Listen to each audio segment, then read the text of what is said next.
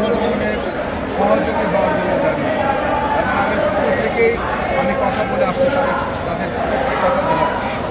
আমি এই যে এতগুলো প্রাণ এই বাংলাদেশের মাটিতে, স্বাধীন বাংলাদেশে এরকমভাবে মরে যেতে পারে, গুলি খেতে পারে, এটা আমি কোনোভাবেই মানে সহ্য করতে পারি। আমি না পারার জন্যে যে আমি সড়কের মৃত্যু রোধ করার জন্য যেখানে 31 বছর ধরে আমি সংগ্রাম করছি, সেখানে এইরকমভাবে গুলি খেয়ে আমার সন্তানরা মারা যাবে, এইটা আমি কোনোভাবেই আমি বরদাস্ত করতে পারছি না। যার জন্য আমি শুরু থেকে আমি দাবি করে আসছি যে জাতিসংঘের মাধ্যমে একটা তদন্ত করে তাদের বিচার করতে হবে, এবং এই যে আমার এই আগামী প্রজন্ম, এই প্রজন্মের যে দাবি সেইটির সঙ্গে একাত্মতা ঘোষণা করার জন্য আমি আজকে রাস্তায়। আমরা দেখছি যে একদিকে প্রধানমন্ত্রী সাধারণ শিক্ষার্থীদের গণভবনে ডাকছেন, অপরদিকে আমরা দেখতে পাচ্ছি যে গুলি চালানো হচ্ছে।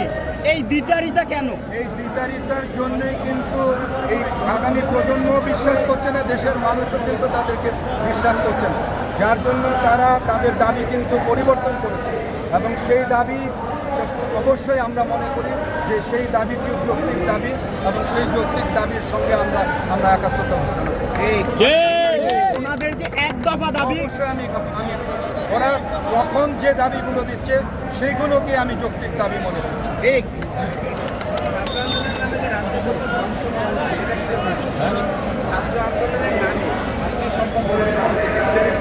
না, এটা কোনোভাবে মানে আমরা কারণ দেশের সম্পদ অবশ্যই সকলের জন্য, এবং এই দেশের সম্পদ যে রাষ্ট্র পরিচালনা করুক না কেন, জনগণের সম্পদ জনগণ এগুলো ব্যবহার করে, কাজে সেই সম্পদের দিকে আমাদের খেয়াল রাখতে হবে।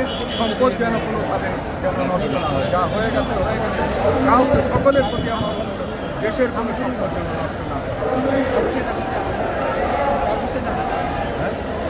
সর্বোচ্চ চাওয়া হলো গিয়ে যে আমার এই ছাত্রদের দাবিকে মেনে নিয়ে এই দেশে আপনার একটা শান্তি প্রতিষ্ঠিত হবে, এবং আমার ছাত্ররা শান্তিতে তাদের ক্লাসে ফিরে যাবে, শিক্ষার পরিবেশ তৈরি হবে, এবং দেশে একটা এই যে অরাজকতা চলছে এগুলো দূর হয়ে একটা শান্তিপূর্ণ পরিবেশ তৈরি হবে।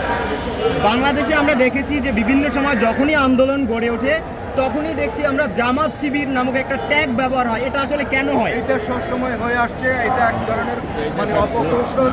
যারা আন্দোলনকে দমানো চায় তারা এই ধরনের অপকৌশল সবসময় ব্যবহার করে, সেটি তাদের ব্যাপার। এইগুলোর ব্যাপারে আমি আসার সাথে কথা বলতে চাই।